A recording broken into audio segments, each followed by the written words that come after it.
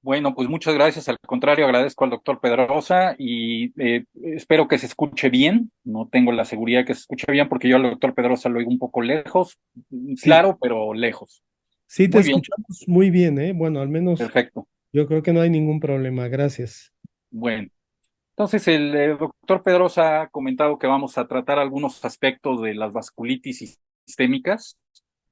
Eh, Me pidió que hablara algunas cuestiones de abordaje, diagnóstico y de tratamiento.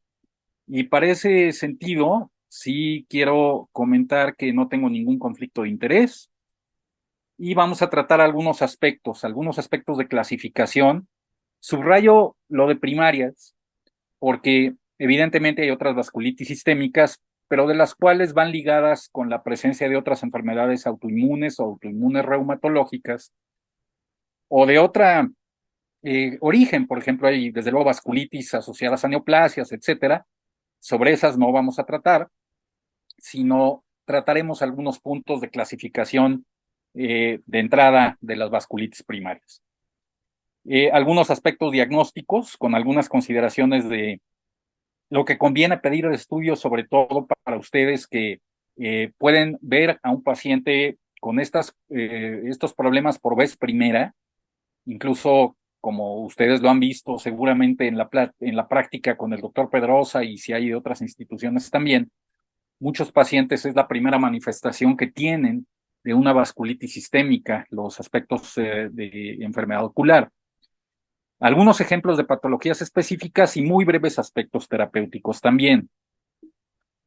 Entonces, eh, para ello, para hablar de la clasificación de vasculitis, sí quiero remontarme a comentar que, bueno, intentos de clasificación los hubo desde 1950, 52 específicamente por una patóloga que fue la doctora Perla Sick en Cincinnati, que tomando en consideración los aspectos histológicos, habló de un primer intento de clasificación.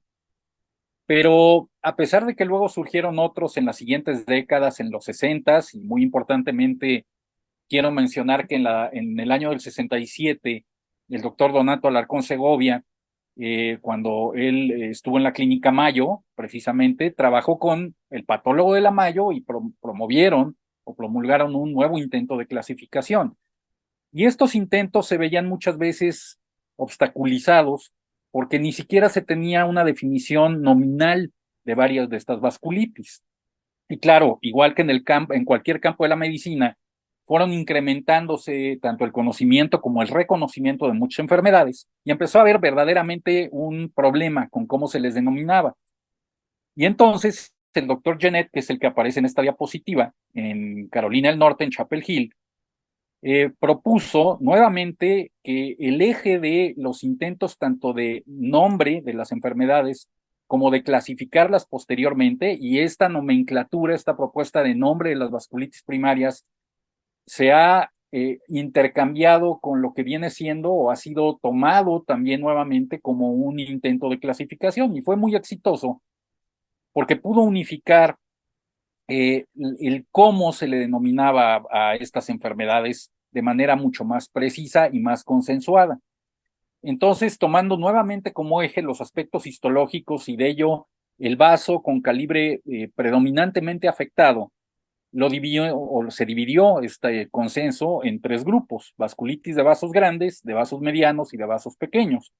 Vasos grandes quisiera decir la aorta y sus ramas principales; vasos medianos, todas aquellas otras ya arterias secundarias, y a partir de ahí también vénulas, por ejemplo, arterias o ramas secundarias y terciarias, precisamente que van a los distintos órganos; y las vasculitis de pequeño vaso, que de hecho son la mayoría de las vasculitis sistémicas primarias conocidas, y en donde predominantemente los vasos más afectados son los de pequeño calibre, capilares, arteriolas, vénulas, etcétera. Y propuso esta reunión de consenso estas patologías para ser incluidas en ellas. Pero como todo, fue teniendo refinamientos, fue teniendo igualmente cuestionamientos, fueron agregándose aspectos fisiopatogénicos y otra serie de cuestiones como unos marcadores muy importantes que mencionaremos en un momento. Y esto fue revisado en una reunión en la que participé en 2011, y se publicó en 2013, aunque el mayor trabajo fue en 2012 y por eso se le llama una revisión de esta nomenclatura del 2012. Y en esta revisión de esta nomenclatura nuevamente se tiene como eje el tamaño del vaso afectado, pero aquí la diferencia importante fue más que nada en los vasos de pequeño calibre, porque precisamente con el advenimiento de un marcador serológico diagnóstico como son los anticuerpos anticitoplasma neutrófilo o ANCA, se pudo observar que había tres patologías muy bien definidas que indudablemente estaban en su mayoría asociados con este único biomarcador, todavía hasta el momento único, muy importante para el diagnóstico de estas vasculitis primarias. Y se dividió a las vasculitis de vaso de pequeño calibre en dos grupos, aquellas que se asocian a la presencia de complejos inmunes en los tejidos, y ahí quedaron la enfermedad por anticuerpos antimembrana basal glomerular, llamada antes enfermedad de Goodpasture, y otros vasculitis en donde sí hay este depósito identificable microscópicamente de complejos inmunes. En cambio, las vasculitis que se asocian a los anticuerpos anticitoplasma neutrófilo, usualmente en el estudio de inmunofluorescencia directa en el tejido, no hay complejos inmunes, no hay depósito de inmunoglobulinas, ni de complemento, ni de cadenas ligeras, y entonces se les llama vasculitis, esto desde el punto de vista histológico, pausi-inmunes, pero asociadas con esos anticuerpos. Entonces esto permitió diferenciar claramente dentro de las vasculitis de pequeño calibre dos grupos. Y las vasculitis de vasos de mediano calibre siguieron siendo las dos que se mantuvieron como conocidas, y de vasos grandes también estas dos, arteritis de células gigantes, antes conocida como arteritis temporal, y arteritis de Takayasu. Pero además hay otro grupo de vasculitis en donde no predomina como tal un vaso, pueden verse afectados vasos de grande, de mediano, de pequeño calibre, y aquí dejaron otras patologías, fundamentalmente para el caso que interesa hoy, la enfermedad de Behçet. Ahora bien, esos son nomenclatura y propuestas de clasificación. Pero las propuestas de clasificación que no son de diagnóstico, y eso me gustaría recalcarlo, porque en muchas enfermedades de esta índole lo que se hace es, hay una propuesta, unos criterios que se llaman de clasificación, y entonces, así como está esta tabla, ¿no? Muy facilito, vamos a darle puntos, ¿no? O vamos a palomear, cuando no tienen puntos, vamos a palomear y cumple criterios. Entonces eso es igual es diagnóstico de, no, los criterios de clasificación. Y aquí lo dice muy claramente, y estos son recientes, son del año pasado, y aquí muy claramente dice, para usarse cuando se ha establecido el diagnóstico de vasculitis, de vasos de mediano o pequeño calibre, descartando otros diagnósticos que simulan vasculitis. Es decir, para cuando yo emplee estos criterios en una patología que en este caso es granulomatosis con poliangitis, antes llamada granulomatosis de Wegener, lo que estoy haciendo es tener la mayor seguridad de que la patología a la que me enfrento es una vasculitis primaria, ¿sí? Y no es, por ejemplo, una neoplasia, no es una infección crónica, sobre todo, no es otra cosa que no sea vasculitis. Ahora, dentro del grupo de vasculitis, y aquí están muchas, como puse en las diapositivas anteriores, esta vasculitis es granulomatosis con poliangitis, sí o no, ahí voy a aplicar estos criterios. Y la intención de los criterios es fundamentalmente agrupar pacientes para estudiarlos en sus características diversas, demográficas, clínicas, pronósticas, histológicas, radiológicas, de tratamiento, para diseñar estudios de tratamiento y decir, bueno, estamos incluyendo en este estudio terapéutico puros pacientes con granulomatosis con poliangitis y no se nos coló nadie. Para eso sirven los criterios de clasificación. Ahora, como son enfermedades cuya etiología no se conoce, como son enfermedades que no tienen como tal criterios diagnósticos, se usan como un sustituto de los criterios diagnósticos. Pero en realidad la intención de estos criterios son otros. En el mejor de los escenarios, funcionan como un sustituto de criterios diagnósticos que no hay, ¿sí? Y entonces, la última, digamos, versión de criterios de trabajo para emitir criterios de clasificación en granulomatosis con poliangitis es lo que presento aquí, en donde hay criterios o hay pautas clínicas y pautas paraclínicas, ¿sí? Y a estos criterios se les ha dado un peso, ¿sí? Y hubo más de 1000 ítems, tanto para clínicos como clínicos en esto. También hubo 2 centros que participaron de México, el nuestro uno de ellos.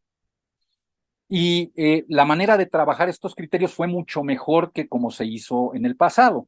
Porque en el pasado, ya que hago mención de unos criterios del Colegio Estadounidense de Reumatología, esos criterios fueron formulados por expertos, por opinión de expertos, en donde cada centro mandaba información clínica diciendo, yo, fulano, que soy experto, digo que es granulomatosis de Wegener en ese tiempo. Y ya, se mandaba y con eso se establecía cuáles eran las características más frecuentes y luego aplicaban sensibilidad, especificidad y así se fueron mintiendo. Aquí no, aquí el proceso fue diferente. El proceso además se hizo en comparación con enfermos con otras patologías que simularan vasculitis, no en comparación con personas sanas, que fue lo que ocurrió en los criterios anteriores. Y se les fue dando un peso también. Y hay puntos positivos y puntos que operan en contra o que restan a poder clasificar a un paciente con esta enfermedad. Entonces, finalmente, y aquí se emite, si se tienen 5 o más puntos, con esta sensibilidad del 92,5 y esta especificidad, un paciente que cumpla con estas características puede enunciarse que tiene granulomatosis con poliangitis. Y hay ciertas características negativas. Esto es importante porque hay otra patología que es hermana, no me voy a meter con esa hoy porque tiene pocas manifestaciones oculares, pero que tiene precisamente positividad para ANCA, pero de otro índole. Y de los ANCA voy a hablar en un momento más.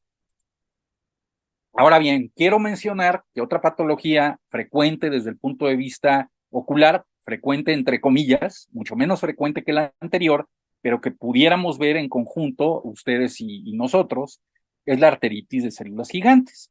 Esta tiene ciertos criterios clínicos, todos con puntaje positivo, pero uno muy importante es pérdida visual súbita, ¿sí? Y tiene otros criterios de imagen histológica o de laboratorio, en donde es muy importante actualmente que no se necesita estrictamente una biopsia, sino se puede tener un signo indirecto que es ultrasonográfico, que se llama signo del halo. Además de otras características por imagen radiológica o por estudios de laboratorio. Entonces, en esta patología se requieren 6 o más puntos para poder clasificar un paciente como portador de esta vasculitis primaria de vasos de gran calibre. Y bueno, finalmente esta nomenclatura de Chapel Hill del 2012, aquí en forma no esquemática, sino en una forma enunciativa, habla justo de vasculitis nuevamente de gran calibre, Takayasu y células gigantes, y los pongo en azul porque son, digamos, el tipo de afección que ustedes como especialistas en uvea podrían ver con más frecuencia, tomando en cuenta que también se puede ver afectado el polo posterior. Las de mediano calibre, esas casi nunca tienen afección ocular. Las de pequeño calibre, sobre todo las asociadas con ANCA y de estas la granulomatosis con poliangitis, por complejos inmunes no la vamos a tocar, pocas veces se ve esto, quizá la vasculitis urticariana hipocomplementémica tenga algunas manifestaciones oculares, pero de lejos menos frecuentes y además menos frecuentes lo que es el polo posterior. Y la enfermedad de Behçet, ahí sí, es una vasculitis de vasos de tamaño variable y que puede tener una afección importante para la población de colegas que están hoy acompañando. Y eso en cuanto a la clasificación como tal de las vasculitis primarias que están asociadas a sus anticuerpos o que han tenido un trabajo reciente. No es la intención de este grupo que fue formado o conformado por el Colegio Estadounidense de Reumatología y la Liga Europea de Reumatismo o contra el reumatismo, hacerse cargo de todas las vasculitis, pero sí de las más frecuentes. Y una importante es Behçet, que tiene prácticamente los mismos criterios desde hace muchos años, desde la década de los 90. Estos son los criterios de clasificación más usados para la enfermedad de Behçet, en donde hay un criterio forzoso, que son las úlceras orales recurrentes, aquí me comí la E, en donde se requiere que haya una enfermedad ulcerosa, aftosa, extensa, de manera recurrente, y recurrente quiere decir con al menos 3 episodios en un año. Pero no es la única, porque hay muchos pacientes que probablemente están supradiagnosticados de Behçet por presentar estas úlceras de manera frecuente. No se requiere solamente eso, adicionalmente se requieren 2 de las siguientes 4: úlceras genitales también recurrentes, lesiones oculares, ¿sí?, que pueden ser en la forma de uveitis anterior o posterior, con la visualización de células, como ustedes lo ven en la lámpara de hendidura, o vasculitis retiniana, enunciado por un oftalmólogo. Lesiones de piel, que se parecen a eritema nodoso, o hay lesiones papulopustulosas o pseudofoliculíticas con ciertas características que parecen unos nódulos, que simulan acné, pero son verdaderos nodos, son lesiones muy extensas. Y una prueba que se llama hepatergia, aquí también falló la espatergia, que tiene que haber sido leída e interpretada por un médico entre 24 y 48 horas después de haberla efectuado. Entonces, estos serían los criterios de clasificación para la enfermedad de Behçet que se siguen utilizando de manera usual. Y la enfermedad de Behçet es interesante porque hasta el 70% de los pacientes con esta enfermedad, perdón, hubo varios errores por lo que me estoy fijando tipográficos, una disculpa, y se puede ver en estas formas que ustedes seguramente han visto varios de ustedes, ¿no? Con panuveitis o uveitis posterior, con retinitis que es grave y tiene poca, usualmente, datos de neovascularización, pero que esta patología ocular es raro que se vea de forma aislada. Usualmente va acompañando otros síntomas de la enfermedad. Y otra característica importante de la enfermedad de Behçet a nivel ocular es que se conoce muy bien que es mucho más grave en hombres, más frecuente y más grave, las dos cosas. En mujeres no es tan frecuente encontrar alteraciones oculares importantes, y que el 20% de pacientes con esta patología pueden tener el que ustedes conocen bien, que es el hipopión. Y este hipopión, siempre cuando se detecta hay que pensar que puede haber una vasculitis retiniana asociada. La mayor parte de los pacientes con Behçet con hipopión tienen también vasculitis retiniana, entonces esto habla de 2 formas graves de enfermedad de Behçet a nivel ocular. Ahora, ¿cuál es la consecuencia de tener una patología ocular en vasculitis primarias? Son varias, ¿no? Y puede ser devastadora, porque puede haber ceguera, pérdida visual, y por varios efectos. La enfermedad ocular, por ejemplo, en esta enfermedad, pues al paciente le genera un impacto desde el punto de vista físico, ¿no? De apariencia, cosmético, a lo que adicionalmente hay que sumarle las alteraciones que se pueden dar por el tratamiento, y en donde en ocasiones el pronóstico puede llegar en algunos casos a ser algo incierto. No, desde luego que cada vez es más visible esto, y hay mejores formas de tratarlo, pero en muchas ocasiones, cuando es lo que le preocupa al paciente, ¿no? Si tiene una alteración visual, lo primero que va a preguntar es: mi doctor, ¿voy a recuperar la vista? ¿Voy a volver a ver? Y eso en muchas ocasiones, sabiendo que puede ser una manifestación grave y a veces resistente a tratamiento, pues sí lo pone al menos a un servidor en algunos aprietos. Y siempre, y muy probablemente ustedes también, y yo les digo, pues es algo que tenemos que ver entre el oftalmólogo que le trate y un servidor. Si me voy a aspectos más generales, me gustaría comentar que, y aquí lo dividí un poco muy por capas, ¿no? ¿Cuál es la topografía ocular que se ve afectada? ¿Y qué es lo que tendríamos nosotros en conjunto que pensar que es una patología responsable de esas alteraciones, por ejemplo, en esclera? Y lo que está en morado, pues es lo que nos ocupa hoy. O sea, los pacientes con una vasculitis sistémica pueden presentar escleritis o epiescleritis. En términos de la afección en la uvea, pues no es frecuente que sea una patología asociada con ANCA, pero tampoco es algo imposible. En cambio, la uveitis posterior o la panuveitis sí es una condición que puede estar presente en estas patologías, al igual que en la enfermedad de Behçet. Y hay otras que se prestan al diagnóstico diferencial. Finalmente, el lupus eritematoso también puede tener no nada más esta afección, sino vasculitis como tal, no solo a nivel ocular, sino a nivel cutáneo, por ejemplo, y entra en el diagnóstico diferencial de las enfermedades reumatológicas autoinmunes que afectan a los ojos. Y la sarcoidosis también, eso puede verse en esta patología que no es tan frecuente en México, pero que finalmente es algo que tenemos nosotros también que considerar. A nivel de córnea, pues es evidente que una queratitis ulcerativa periférica, una de las cosas que tiene uno que pensar es en una vasculitis sistémica. Y si hablamos de las vasculitis asociadas con ANCA, que es lo que quiere decir esto de BAA, pues la más frecuente que afecta ojos entre 1/3 hasta 2/3 de los pacientes es la granulomatosis con poliangitis. Las últimas dos es poco frecuente y por lo tanto no me referí a los criterios de clasificación que están enunciados también a estas patologías, sí a la granulomatosis con poliangitis.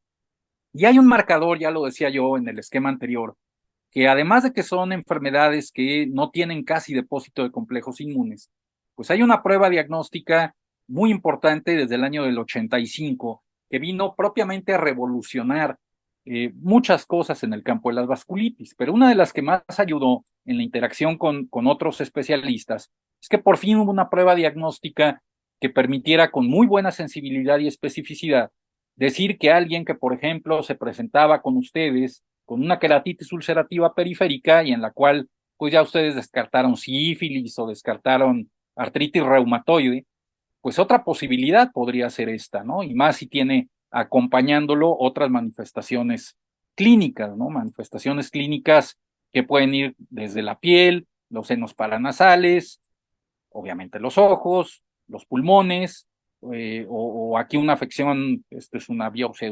de Yeyuno, donde se encontró una enorme vasculitis en la pared del intestino, ¿no? Entonces, estos anticuerpos, que son los llamados ANCA, tienen dos métodos de detección. Uno de ellos es inmunofluorescencia indirecta en neutrófilos fijados en etanol, que es lo que estoy presentando aquí, y que el reconocimiento de estos anticuerpos en estos neutrófilos se visualiza como, aquí está claramente, la ven 3 neutrófilos, se delimita muy bien la periferia de estas células y además se puede decir el núcleo, aquí es tetralobulado, aquí se ven 2 lóbulos, igual que aquí. Es decir, la fluorescencia que da estos anticuerpos al detectarse por este método permite distinguir con claridad el borde del núcleo y que se vea como un negativo. Y si se dan cuenta, se ven como gránulos, pero esos gránulos se ven mucho más acentuados en justamente la proximidad de los núcleos. Y este es el patrón llamado citoplasmático, porque pinta muy bien el citoplasma de los neutrófilos. En cambio, el otro patrón se llama perinuclear. Y aquí no se puede distinguir con claridad la membrana celular del neutrófilo. No sabemos dónde, suponemos dónde empieza y dónde termina un neutrófilo, pero no como se ve aquí claramente. Y el núcleo está cubierto por esa fluorescencia. Entonces, este patrón que se llama perinuclear se puede ver como aquí, cubriendo los núcleos de los neutrófilos y da un aspecto como de palomitas de maíz, los núcleos, u otro en donde sí se aprecia muy bien el borde y se pinta más que nada el borde del núcleo de los neutrófilos. Y ese es el llamado patrón perinuclear. Ahora bien, esto sí me gustaría comentar que, como ya vimos en la diapositiva anterior, que pueden ser patologías multisistémicas, es muy importante que en el abordaje pues se tengan estudios básicos, biometría hemática, velocidad de sedimentación globular, proteína C reactiva, que hablan de qué tan inflamado es en ese momento, qué tan activo, con una reacción inflamatoria intensa tiene el paciente, y tomando en consideración que fundamentalmente estas vasculitis que se asocian con ANCA pueden tener afección renal y pulmonar con que se tenga un examen general de orina y una creatinina sérica, más una radiografía de tórax, que porque a veces la patología pulmonar puede ser no tan floridamente sintomática, eso ayuda muy bien a orientar a que podamos estar frente a esto. Esto lo dejé un poco al lado, que son imágenes de senos paranasales, porque aunque es una manifestación frecuente, pues creo que eso ya será, vamos, no es tan obligado pedir este estudio, a menos que se tenga evidencia clínica o síntomas, como lo es al menos los anteriores. Y si me pongo de alguna manera a sugerir que en el abordaje paraclínico de un paciente con afección pues, escleral, de uvea o de córnea, y si la uveitis es posterior, ¿sí? A esos estudios generales vale la pena probablemente, y eso lo dictamina mucho lo que ustedes encuentren, el tipo de inflamación ocular que encuentren y los síntomas, pues anticuerpos antinucleares, hablando precisamente, y lo mencioné, de lupus eritematoso u otras condiciones, y el HLA-B27 si pensamos más que nada en una espondiloartropatía, ¿sí?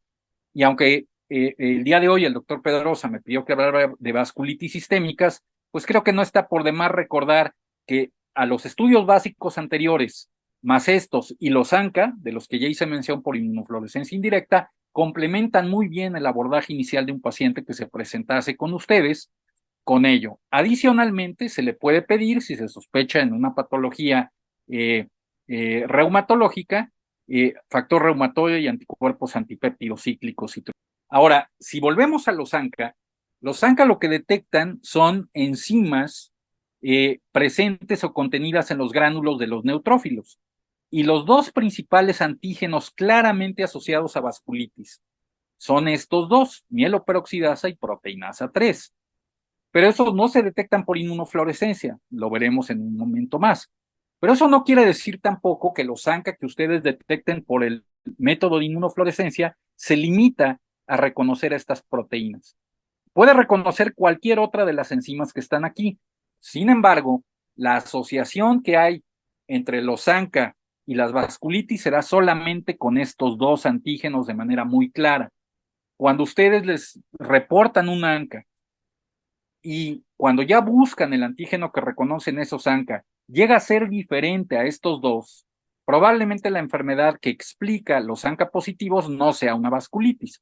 Hay un gran número de enfermedades gastrointestinales, hepáticas, infecciosas o de otra índole que pueden dar ANCA, que en este caso no serían ANCAs, perdón por las comillas, verdaderos.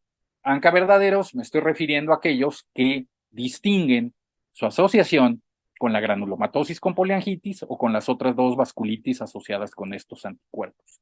Nuevamente, algo muy parecido, y esquemáticamente, aquí lo que estoy poniendo es cómo la detección de esos anticuerpos contra estas dos enzimas, proteinasa 3 o mieloperoxidasa, da fundamentalmente, si se detecta proteinasa 3, un patrón citoplasmático, porque aquí esto está intentando representar los gránulos que contienen la proteinasa 3, se distribuyen en todo el citoplasma, mientras que si detectan mieloperoxidasa, se distribuyen sobre o alrededor del núcleo.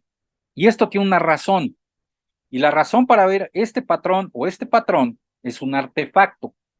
Sí me quiero detener aquí un poquito porque eventualmente alguien de ustedes le va a poder dar clases a algún colega mío, sabiendo por qué ese patrón se da.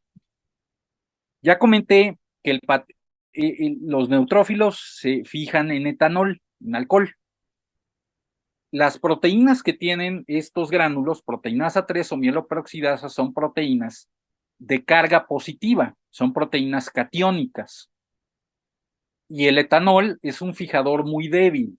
El etanol no fija las membranas de los gránulos, donde están contenidas estas enzimas. No forma enlaces covalentes. Entonces, muchas de estas proteínas, dependiendo de su carga, pueden difundir. Y ya comenté que son proteínas catiónicas. Si pueden pasar la membrana de los lisosomas que los contienen, se van a dirigir a un lugar por atracción de cargas negativo. Y la mayor carga negativa en nuestras células es el núcleo. Entonces, lo que ocurriría Es que si yo la fijo con un fijador exactamente débil, la proteína que tenga más carga positiva se va a dirigir al núcleo, ¿sí? ¿Cuál de las dos es más positiva? La mieloperoxidasa. Por eso dará un patrón perinuclear, ¿sí? Y en cambio, la proteinasa 3, que es una proteína mucho menos positiva, se puede quedar difundida en el citoplasma y da ese patrón positivo. Pero les digo que esto es un artefacto. ¿Por qué? ¿Qué pasa si yo tengo un PANCA, el que llamamos un PANCA, y en vez de fijarlo en etanol, lo fijo en formol? El formol sí forma enlaces covalentes y no deja pasar a la mieloperoxidasa hacia el núcleo. Se va a quedar en el citoplasma y el patrón que era perinuclear se vuelve citoplasmático, desaparece. Entonces, esto lo menciono porque luego les hago la broma a mis colegas. Les digo, cuando ustedes a algún paciente le tachan o le ponen favor de efectuar PANCA o CEANCA, el químico que lo va a hacer va a decir, este doctor no tiene ni la más mínima idea de lo que está pidiendo. No pidan ANCAS por inmunofluorescencia, patrón citoplasmático perinuclear, solo pidan ANCAS por inmunofluorescencia. El resultado se los va a dar el químico, les va a decir, ¿fue perinuclear o fue citoplasmático? ¿Sí? Ahora, esto no quiere decir que estamos identificando al antígeno como tal. El conocimiento, la evolución de, obviamente alguien se preguntó, ¿y por qué veo estos patrones y qué el anticuerpo contra qué es específico? Se dio tiempo después. Cuando ya se supo que era proteinasa 3 o mieloperoxidasa, finalmente lo que se hizo, pues fue purificar a las enzimas y efectuar ya estudios cuantitativos en donde tengo el antígeno recombinante o natural aislado, lo pongo en una placa, ¿sí? Lo incubo con el suero y le pongo un segundo anticuerpo conjugado con un fluorocromo. Esto sería un ELISA directo. El de captura no me voy a meter ahorita, no es nada del otro mundo, aquí nada más simplemente es un anticuerpo como primer paso pegado a la placa, luego el antígeno y etcétera, etcétera.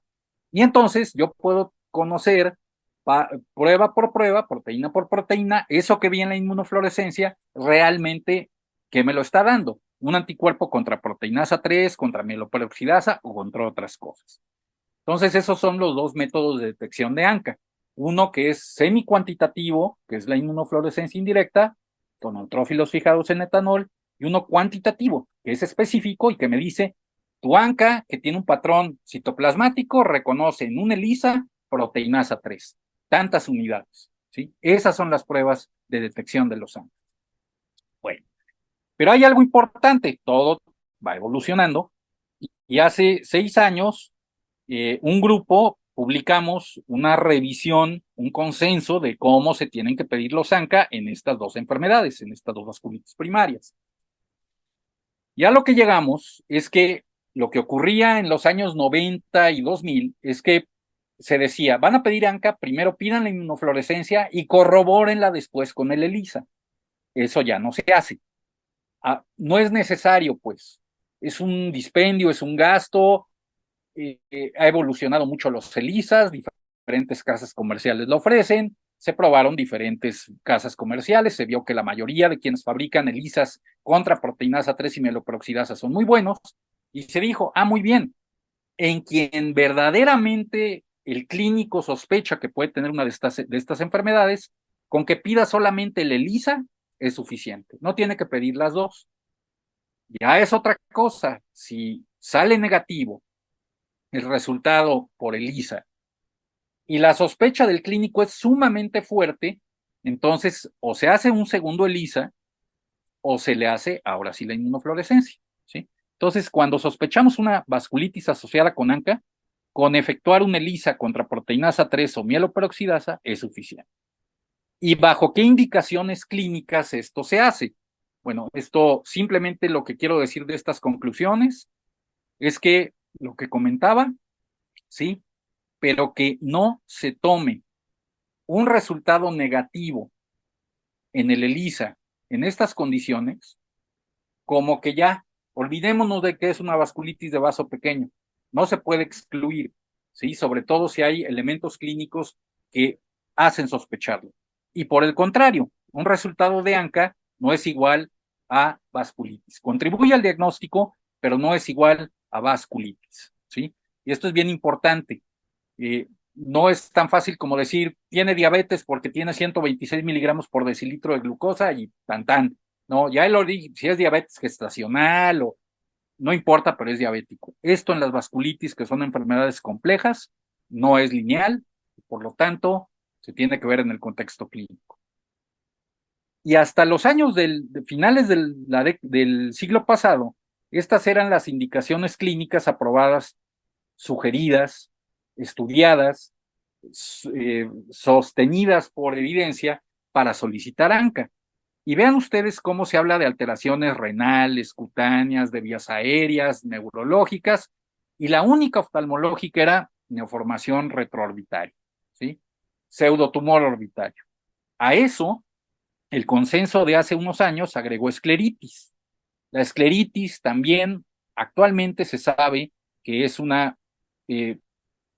síntoma, un signo en donde vale la pena en el tamizaje, abordaje diagnóstico solicitar ANCA. Y aquí no se metió, esto fue nuevamente una reunión de consenso por personas que nos dedicamos a esto. Yo me empujé mucho a que metieran queratitis ulcerativa periférica. Pues no había como muchos números para que quedara, pero yo les diría en corto que vale la pena incluirla también. Bueno, hablando de tratamiento, y no sé si, doctor Pedrosa, hay hasta ahorita alguna pregunta que quieran enunciar de voz o en chat antes de hablar de tratamiento. Si alguien quiere, Marita, Cindy, que son becarias del departamento, ¿quieren hacer una pregunta al doctor? Sí, doctor. Buenas tardes, doctor. Hola. Soy Cindy Ventura. Justamente con relación a esta última parte, le quería preguntar si usted ha tenido paciente con clínica de vasculitis muy sugestiva de, por ejemplo, una granulomatosis con poliangiitis y que de inicio los ANCA le hayan salido negativos, se le han positivizado en el tiempo, ya siendo, repitiendo la misma prueba o haciendo, por ejemplo, si es una ELISA, hacerle una inmunofluorescencia, pero en el tiempo sí se ha positivizado. Sí, pero es la minoría de los pacientes, no son muchos, sí, sí lo hemos visto, y fundamentalmente esto pasa cuando clínicamente o tiene una recaída o se agrega algún otro síntoma. Si solamente son pacientes que, por ejemplo, tengan, por decir algo, escleritis anterior, y todo es negativo, la sugerencia que yo haría es por lo menos ese tipo de pacientes una vez al año, vale la pena volverle a pedir los estudios, porque sí pudiera eventualmente positivizarse. Y más que nada si es una afección exacto, muy localizada. Si es una afección que tenga solo lo ocular o además del ocular alguna otra cosa, quizá algo en la piel o una historia de rinitis o de sinusitis, ahí sí vale la pena no quedarse tranquilos, sobre todo si no se tiene ya otra causa alterna, sino sigue siendo idiopática. Bueno, conviene, creo yo, al menos una vez al año repetir los ANCA. Ah, perfecto. Muchas gracias, doctor, por la aclaración. ¿De Muy dónde bien. es usted, doctora? De República Dominicana. Ah, ok, gracias. Hola, doctor, Eh, buenas noches. Ay, Hola. ajá, Marita, dime. doctor, yo soy Marita Quesada, también soy becaria del Conde. Quería preguntarle, o más que eso, hacer mucho énfasis en que a veces no se considera el ojo como un signo de actividad sistémica de la enfermedad o de actividad de la enfermedad sistémica. Por ejemplo, en los casos de artritis reumatoide o de lupus, en algunas ocasiones vemos afectación ocular, pero nos ha pasado que el reuma no considera incrementar la dosis de inmunosupresor o modificarlo porque no cumple no está dentro de los criterios de actividad, por ejemplo, el SLEDAI o SLEDAE, es para valorar la actividad en lupus. Entonces, eso sí nos genera un poco de dificultad a veces. Entonces, sí quisiera recalcar que la valoración oftalmológica sí es parte, o sea, debería considerarse cuando hay inflamación ocular como un criterio de actividad de la enfermedad sistémica. Incluso en algunas ocasiones podría ser como podría avisarnos de que podría haber afectación incluso de otros órganos. Por ejemplo, en BSET también se ha visto que cuando hay compromiso, cuando hay uveitis posterior, muchas veces los pacientes posteriormente desarrollan afectación neurológica, ¿no? Entonces, creo que la valoración oftalmológica en estas patologías sistémicas es muy importante.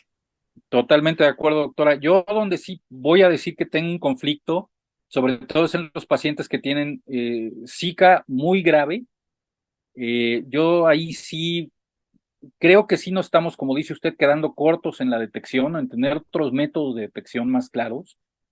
Y el único que me genera a mí de manera importante dificultades en artritis reumatoide o en Sjögren primario o secundario, sobre todo artritis reumatoide, de decir, todo lo que ustedes ven es inflamación por la sequedad tan importante que tiene y los factores externos, físicos, ambientales, etcétera, o si hay que darle un tratamiento, incrementar con, ahorita lo mencionaremos, con el riesgo que puede tener darle tratamiento más intenso con los medicamentos que empleamos.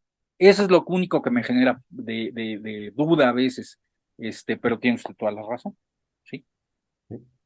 Luis Felipe, bueno, pero acá, por ejemplo, tenemos que tomar en cuenta los anticuerpos positivos para Sjögren, ¿no? Digo, en el caso de que sea un Sjögren primario, que no tenga, y que tenga un Sjögren severo, ¿no? Entonces aquí, pues seguramente es a lo que se refiere Marita, cómo guiar el tratamiento o que a veces podamos, bueno, contigo trabajamos de primera, excelente, ¿no? Pero luego es difícil que algunos médicos reumatólogos decidan que sí, realmente es un paciente que requiere una inmunosupresión importante. Sí. No, y Ese, lo difícil es que también, y aquí lo mencioné como el diagnóstico los ANCA, pero el problema que tenemos con los anticuerpos, Miguel, es que finalmente no son buenos para el seguimiento, tampoco. Ahí sí no son buenos para ese aspecto. O sea, nos sirven para el diagnóstico bien, pero para el seguimiento no hay una correlación franca. Entonces eso también lo dificulta, ¿no? Decir, bueno, claro. pues sí, subió en comparación con la consulta anterior, pues sí, pero el significado clínico de eso no es tan claro Sí, y más difícil para guiar el tratamiento. ¿te refieres a Sjögren o también en A todas, granulomatosis? A todas, sí. prácticamente en todas las enfermedades, en lupus, en Sjögren, en todas ellas, Claro. el utilizar los anticuerpos con los que contamos como biomarcador de seguimiento es muy errático, es bastante malo. Sí, sí, digo, puede ser que el paciente tenga una actividad muy importante, pero no se correlaciona necesariamente con la positividad de los anticuerpos, ¿no? Sí, Y así es. una pregunta que quiero hacerte, que mencionabas hace rato, que puede haber pacientes o que no necesariamente la positividad en los ANCAS te quiere decir mucho, o realmente aquí hay que fijarse en la clínica, que es lo que estamos platicando. Pero tú nos podrías comentar si podemos ver pacientes con ANCAS falsos positivos. Es raro, actualmente con los métodos que hay, que son buenos ELISAs, es raro. O sea, falso, digamos, en qué contexto, y ahí es donde hay otras patologías que sin que sea cualquiera de las que estamos mencionando, sin que sea una vasculitis primaria, sí pueden dar ANCAS positivos, y son verdaderamente positivos. Lo que pasa es que están reconociendo otros antígenos, o los mismos en circunstancias muy excepcionales, ¿no? Puede ser un paciente que tenga, y esto es muy claro, por ejemplo, hay pacientes que tienen ANCA que reconocen muy bien proteinasa 3 o mieloperoxidasa, que son los relacionados con esto, y muy elevados, pues sí, pero el punto es que el paciente es usuario de cocaína, ¿sí? Y este paciente se explica su ANCA por esa situación, no por o la vasculitis fue secundaria a cocaína adulterada. Y eso sí, sí lo puede explicar. Entonces, existe, biológicamente está, no es realmente un falso positivo, pero tiene otra explicación que no es como tal granulomatosis con poliangitis, por ejemplo. Ajá, claro. ¿Alguna neoplasia que pueda darte falso positivo?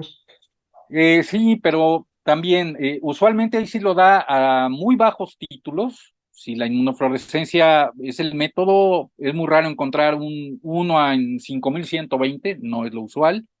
Y el ELISA va a ser usualmente negativo para proteinasa 3 o mieloperoxidasa. Pero eso no quiere decir que no esté reconociendo otros antígenos. Y usualmente las neoplasias son linfomas. Lo que más se ha reportado como neoplasias que dan ANCA positivo, son linfomas. Perfecto. Bueno, muy bien. Pues yo creo que está bien esta parte, no creo que haya más dudas. Si quieres continuar, por Bueno, favor, gracias. hablando de algunos aspectos terapéuticos, pues ahora todos lo reconocemos y esto lo tomamos de los oncólogos, ¿no? Que al menos en las vasculitis hay dos fases de tratamiento, una fase de inducción y una fase de mantenimiento. Y es muy importante la cuestión de la estratificación, esto se emitió desde el siglo pasado, fue muy práctico, ¿no? Es decir, en qué estadio está una vasculitis como para darle qué tratamiento. Y esta estratificación la propuso la sociedad, ahora llamada Sociedad Europea de Vasculitis, en donde podía ser una enfermedad localizada, y aquí sí entra la cuestión ocular, sobre todo, generalizada temprana o generalizada, dependiendo de si había afección a órganos vitales, ya pacientes que tengan falla orgánica o enfermedad, perdón, aquí el término no es correcto, no es castellano, ¿no? Es enfermedad resistente.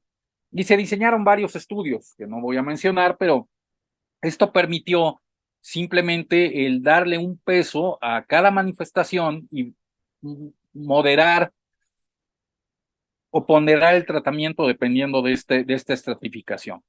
Y actualmente lo que hacemos depende justamente de si la enfermedad es grave o generalizada o es una enfermedad localizada como puede ser la ocular. Y dentro de la fase de inducción se siguen empleando glucocorticoides, que la idea es que no se empleen más allá de 6 meses. Aunque hay ciertas patologías, y aquí, por ejemplo, por eso mencioné la arteritis de células gigantes, en donde los pacientes con esa vasculitis de gran vaso pueden requerir glucocorticoides por mucho más tiempo, ¿sí? Y adicionalmente, y en lo que es la vasculitis asociada con ANCA, que además es la más frecuente que vemos en nuestro medio, yo estoy seguro que si les pregunto a ustedes y al doctor Pedrosa del universo de pacientes con vasculitis que se atienden en el Conde de Valenciana o en otros hospitales oftalmológicos, pues de lo que mencioné, Behçet no son muchos, arteritis de células gigantes tampoco, y la mayoría, al menos en este país, se lo llevan las vasculitis asociadas con ANCA. Y cuando se presenta a un paciente con enfermedad grave generalizada, se le da ciclofosfamida o rituximab, el cual después puede ser cambiado a el mismo rituximab, a satioprina o metotrexato, dependiendo de la penetrancia y del tipo de órganos que tenga afectado el paciente, o en algunos casos a micofenolato de mofetilo. Y esto de vigilancia lo pongo porque actualmente la balanza se inclina claramente que en enfermedad grave o generalizada que respondió a este esquema, el rituximab es el que mejor ventaja tiene y es el que mantiene a los pacientes más tiempo en remisión. Pero después, ¿cuánto tiempo hay que darle rituximab a un paciente como mantenimiento? Y eso no queda claro. Y no se tiene esa respuesta, como tampoco se tiene de repente que un paciente que va muy bien en todos los sentidos y en conjunto con la información que se va teniendo de los años con ese paciente y con él como una persona que debe de intervenir en la decisión, pues sabemos hay pacientes a quienes les hemos quitado el tratamiento y eso cuánto tiempo puede durar. Sabemos que la vigilancia tiene que ser continua, constante, muy probablemente permanente, pero cuánto tiempo le vamos a mantener el tratamiento. Entonces hay algunas circunstancias en que eso puede ser cuestionable. Y en la enfermedad localizada, que es leve a moderada, usualmente, o es una enfermedad ocular, por ejemplo, una escleritis anterior que no sea necrosante, una escleritis anterior difusa, una queratitis que no fue ulcerativa periférica, pues igualmente se le puede dar a un paciente glucocorticoide y el metotrexato es una opción muy razonable, que puede ser el mismo tratamiento con el que remitió y después se puede mantener. En algunos casos, y esto sería enfermedad localizada por ejemplo, pero aquí diferente, con escleritis necrosante, con retinitis, con vasculitis retiniana, con neuritis óptica, con una queratitis ulcerativa periférica, que entonces se trataría muy parecido a la enfermedad grave generalizada, pues se le puede dar, o enfermedad resistente a tratamiento, resistente a metotrexato, por ejemplo, pues se le podría dar rituximab. Pero el tratamiento con glucocorticoides tiene varios problemas, ¿sí? Por un lado, ¿cuál es la dosis máxima? Normalmente en casos graves ya sabemos que le damos 1 miligramo por kilo de peso, pero es un poco inútil darle a un paciente más de 80 miligramos diarios, porque bueno, todo esto depende de receptores, de transportadores, de niveles de albúmina, ¿no? Y es muy claro que un paciente difícilmente tiene un beneficio mayor con una dosis que vaya de 100 o 120 miligramos si el paciente es obesa, que si se le dieran 80 miligramos, ¿no? Luego, ¿cómo es el régimen de descenso? Ahora queda mucho más establecido cómo se va haciendo, pero, y voy a hacer alguna mención más adelante de que la enfermedad ocular es muy peculiar, al menos desde mi perspectiva, ya lo podremos platicar.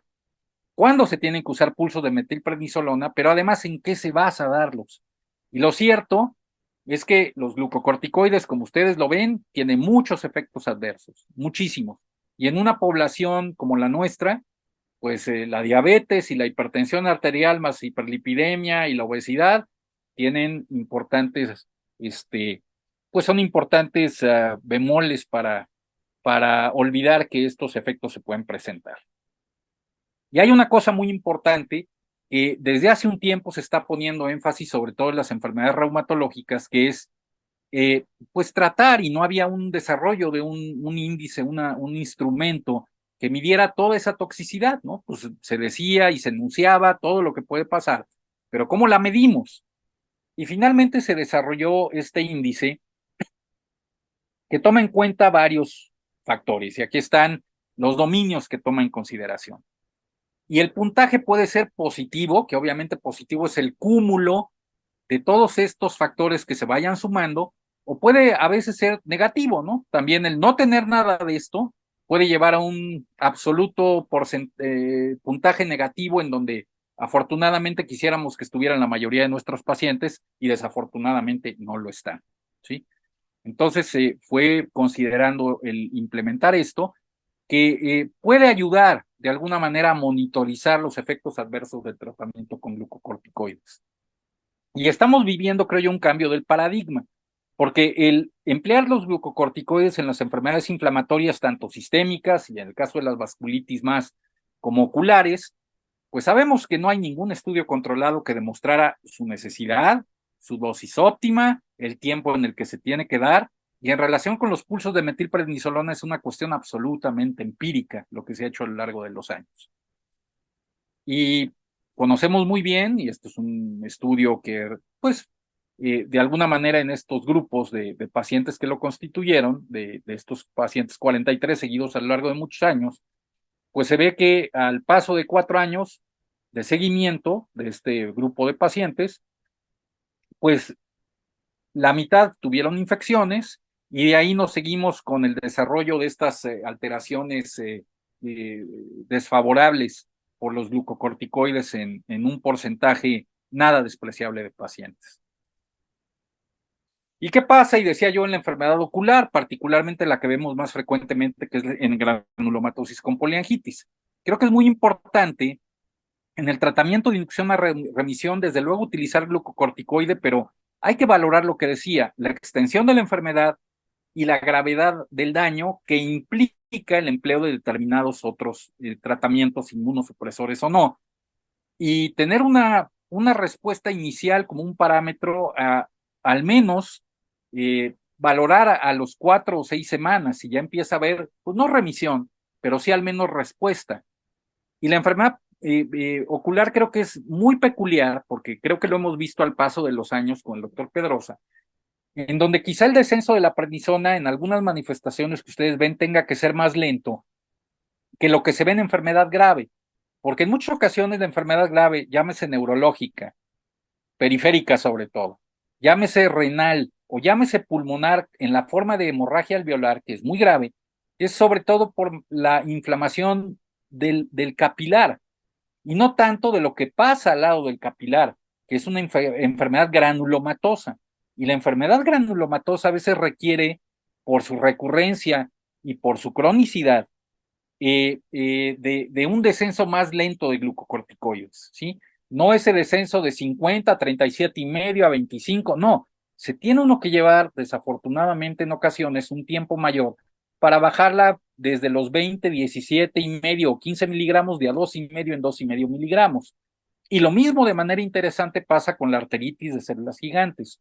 Hay pacientes que en esta patología llegan a 5 miligramos de prednisona al día, y como no tenemos tabletas en México de 1 miligramo, le decimos que le baje un cuartito o la mitad y recaen. Y en los países donde hay presentaciones de 1 miligramo, hay pacientes que dicen, doctor, yo estaba en 3 miligramos, le bajé a 2 y me volví a prender. Entonces, estos son consideraciones muy peculiares. Desde luego, la terapia tópica o intraocular, de acuerdo a cada caso, con una buena lubricación, evaluando siempre en conjunto con nosotros la actividad extraocular y tomar en consideración que la respuesta terapéutica se ve modificada por otras comorbilidades, por la presencia o no de infecciones u otros efectos adversos. Y hay que implementar de manera muy importante la profilaxis contra varios de esos efectos adversos, ¿sí? Eh, eh, para la osteopenia o la osteoporosis, el tratamiento con calcio y bifosfonatos, decirle al paciente que tome sol cuando le sea posible, ejercicio, si se requiere cierta profilaxis contra determinadas infecciones. Y aquí hay algo muy importante que no puse: vacunarse. Actualmente vacunarse es uno de los puntos también más importantes a tomar en consideración. Y desde luego la terapia de otras cuestiones, diabetes, hipertensión, si el paciente se queja de calambres y está con 60 miligramos de prednisona, pues vale la pena que midamos potasio y que lo tome, ¿no? Bueno. Pero muchas de las cosas con esto y con la inmunosupresión hay que hacerse la pregunta, ¿a quién se la voy a dar? Y tomar en consideración su edad, el género, ya decía yo, la extensión, la gravedad y la etapa de la enfermedad. ¿Para qué quiero darle inmunosupresión? Si es para reducir dosis de glucocorticoides, para tener una enfermedad más eficazmente controlada, para lograr la remisión. ¿Cuándo hay que darle inmunosupresión? Que desde luego parece una verdad de perogrullo, pero lo antes posible en casos que tengan enfermedad en otros órganos, y tomando en consideración que tenemos que tener un parámetro, y siempre les comento, la sedimentación globular y la proteína C reactiva, por muy inespecíficos que sean, pues son los marcadores más asequibles que tenemos de enfermedad activa, de inflamación activa. Claro, tomando en consideración que se pueden ver elevados por otras cosas, pero es un muy buen parámetro muy sensible muchas veces para esto. Y ya decía yo, ni los ANCA, ni el factor reumatoide, ni los anti-CCP correlacionan con la enfermedad activa necesariamente, y por lo tanto, los biomarcadores que tenemos más comunes, además, pues que son estos dos, nos pueden ser útiles, ¿sí? ¿Con qué hay que tratar al paciente, no? Y ya vemos que ahora hay muchas otras alternativas, pero que no nos podemos abstraer de que a veces no las tenemos en nuestro medio o el costo lo imposibilita, ¿sí? Rituximab, pues sí, otros biológicos sí, pero bueno, usted está en una institución, de acuerdo, privada, pero de asistencia pública, a final de cuentas, con pacientes con muchas veces recursos muy limitados que no van a tener acceso a esos medicamentos. Finalmente, quiero concluir la charla comentando con que es muy importante el vínculo que tenemos, porque ustedes pueden ser el primer médico al que va un paciente con vasculitis. Llámese, si es arteritis de células gigantes, porque el paciente dejó de ver súbitamente, y llámese Behçet, porque pues muchas veces dicen, pues son fuegos, ¿no? Me dan cuando tengo fiebre o me han dicho que es herpes, y de repente ya tiene un problema ocular y entonces ya van con ustedes y resulta que es un paciente con Behçet. Y desde luego con granulomatosis con poliangitis, que es la vasculitis asociada con ANCA más frecuente que vemos, y en donde ustedes muchas veces han sido los primeros que nos refieren pacientes a nosotros. Y hay que tener esas nociones, que son enfermedades muchas veces multisistémicas, de curso crónico prolongado, que no responden a tratamientos habituales para infección, para, ya decía, herpes, en el caso de que tengan sinusitis para sinusitis bacteriana u otras enfermedades que son parte del diagnóstico diferencial, y que la terapia apropiada y oportuna pasa por establecer un trabajo interdisciplinario óptimo, como lo intentamos desde hace algún tiempo y creo que sí nos ha venido dando resultado. Quienes estén interesados en esto, dejo el anuncio y les agradezco mucho su atención y desde luego las preguntas que existan. Y gracias al doctor Pedrosa por la invitación.